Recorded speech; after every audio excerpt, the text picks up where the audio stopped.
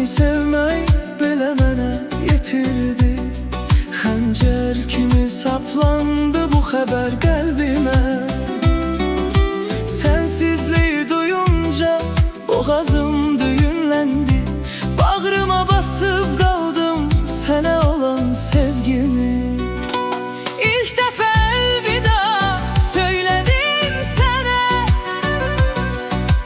Duymadın heç zaman sənə olan hisslərimi.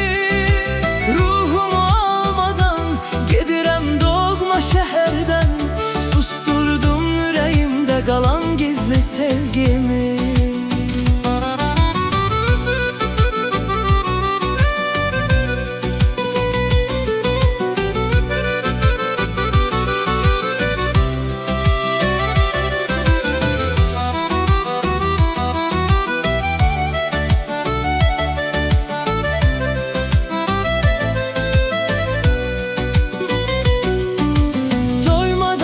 Həsrətlə baxdım gözlərinə.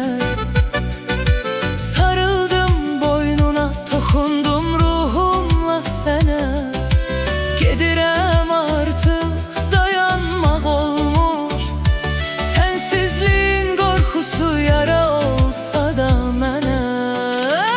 İlk dəfə əlvida söylədim sənə. Duymadın heç zaman sənə olan hisslərimi. Ruhumu almadan gedirəm doğma şəhərdən. Susturdum ürəyimdə qalan gizli sevgimi.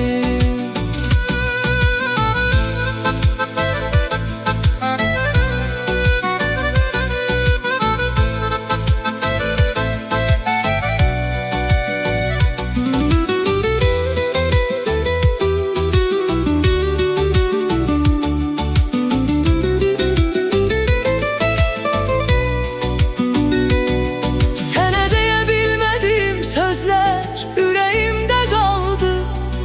Ayrılıq ağırdır, çox bağlı olsam da sənə. Xoşbəxt günlərin qorxuram, dağ çəkər sinəmə. İlk dəfə əlvida söylədim sənə. Bu dəfə səssizcə yox oluram səndən. Gedirəm bu şəhərdən. Səni içimdə daşıyıb susuram əbədimə.